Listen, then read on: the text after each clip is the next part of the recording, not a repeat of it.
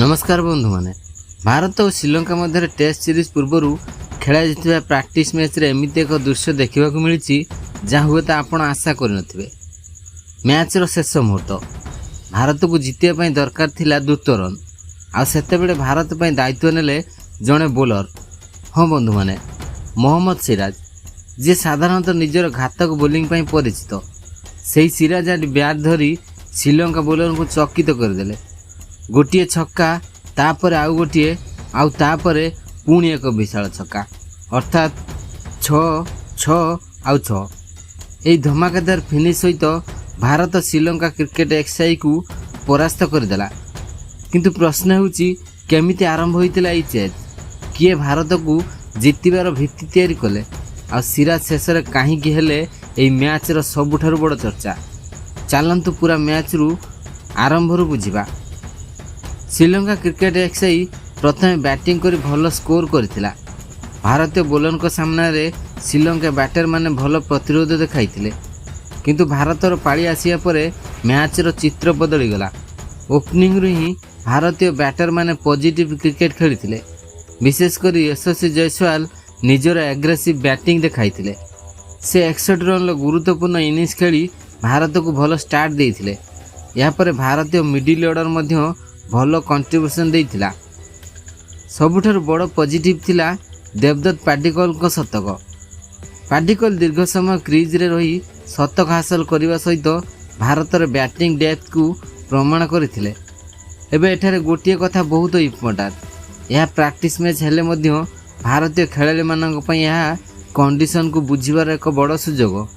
कारण आगो को आसुची टेस्ट सीरीज श्रीलंकार कंडीशन रे किए केमिति खेलिबे किए प्रेशर हैंडल करिवे एई मैच तार एक प्राथमिक संकेत देइछि। आ जेतेबेले लागुथिला भारत मैच को सहजरे नै जिवो सेतेबेले आसिला मैच रो सबुठारु बड़ ट्विस्ट। भारत टार्गेट रो निकटतम होइतिला किंतु मैच रो शेष मुहूर्त रे आसिला सेही दृश्य जहाँ एबे समस्तक मुहरे चर्चा। क्रीज रे थिले मोहम्मद सिराज सामना रे बोलर एवं सिराज को मनरे केवल गोटे लक्ष्य मैच को शीघ्र शेष करवा। प्रथम बॉल छक्का एबे समस्ते भाविले हुए तो यह गोटे लकी शॉट किंतु परवर्ती बॉल जहाँ हैला पुणी छक्का।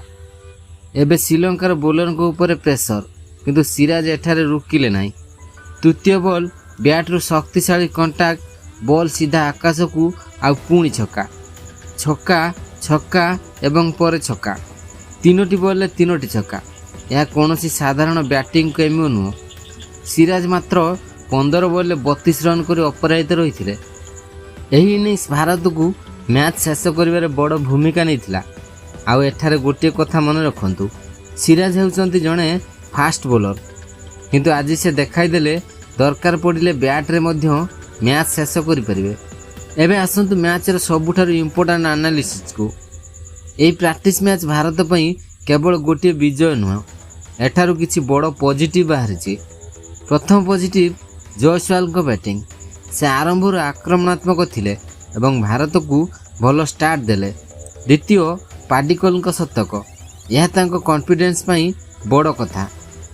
तृतीय भारतीय बैटिंग यूनिट प्रेशर सिचुएशन ले चेज करिवारो एबिलिटी देखाइछि। चतुर्थ सिराज को फिनिशिंग यह हुए तो भारतर बैटिंग ऑर्डर पई गोटे अतिरिक्त एडवांटेज होई पारे। एबे ही मैच पर समस्त नजर रहिबो टेस्ट सीरीज उपरे कारण प्रैक्टिस मैच रे भारतीय खेलाड़ी माने रिदम पाइछंती किंतु टेस्ट क्रिकेट संपूर्ण भिन्न चैलेंज। सेठारे गोटे सेशन मध्य संपूर्ण मैच रो दिग बदलै दे पारे। तेणु आज विजय भारत को कॉन्फिडेंस देव निश्चित किंतु असली परीक्षा एबे आरंभ हेबो। तेबे बंधु माने आज प्रैक्टिस मैच रे भारत श्रीलंका क्रिकेट एक्सआई को परास्त करिछि किंतु एई विजय ठारू अधिक चर्चा रे रहिछि जणे खेलाड़ी को बैटिंग से होउचंती मोहम्मद सिराज जणे फास्ट बोलर किंतु शेष समय रे बैट धरी तीनोटी छक्का एभली भाव मैच को शेष करबा निश्चित भाव चर्चार विषय।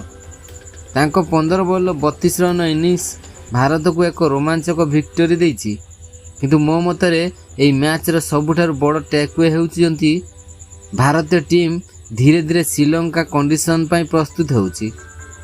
जयसवाल को बैटिंग ପାଡିକଲଙ୍କ ସେଞ୍ଚୁରୀ ଆଉ ସିରାଜଙ୍କ ଫିନିସିଂ ସବୁକିଛି ମିଶି ଭାରତୀୟ କ୍ୟାମ୍ପକୁ ନିଶ୍ଚିତ ଭାବରେ କନଫିଡେନ୍ସ ଦେବ। ଏବେ ଆପଣ କୁହନ୍ତୁ, ଆଜିର ମ୍ୟାଚ୍ର ଅସଲି ହିରୋ କିଏ ଥିଲେ? ଜୟସ୍ୱାଲ ନା ପାଡିକଲ ନା 3ଟି ଛକା ମାରିଥିବା ମହମ୍ମଦ ସିରାଜ? କମେଣ୍ଟ ବକ୍ସରେ ଆପଣଙ୍କ ମତ ନିଶ୍ଚୟ ଲେଖନ୍ତୁ। ଏବଂ ଯଦି ଆପଣ ଭାରତୀୟ କ୍ରିକେଟର ପ୍ରତ୍ୟେକ latest update, team news, playing 11 ଏବଂ ମ୍ୟାଚ୍ ଆନାଲିସିସ୍ ଓଡ଼ିଆରେ ପାଇବାକୁ ଚାହୁଁଛନ୍ତି, ତେବେ ଏବେ ହିଁ ଚ୍ୟାନେଲକୁ ସବସ୍କ୍ରାଇବ୍ କରନ୍ତୁ। ଭିଡ଼ିଓଟି ଭଲ ଲାଗିଥିଲେ ଲାଇକ୍ କରନ୍ତୁ ଏବଂ ନିଜ କ୍ରିକେଟ ଲଭିଂ ସାଙ୍ଗମାନଙ୍କ ସହ ସେୟାର କରନ୍ତୁ।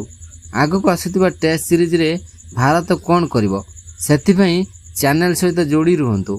ଜୟ ହିନ୍ଦ, ଜୟ ଭାରତୀୟ କ୍ରିକେଟ।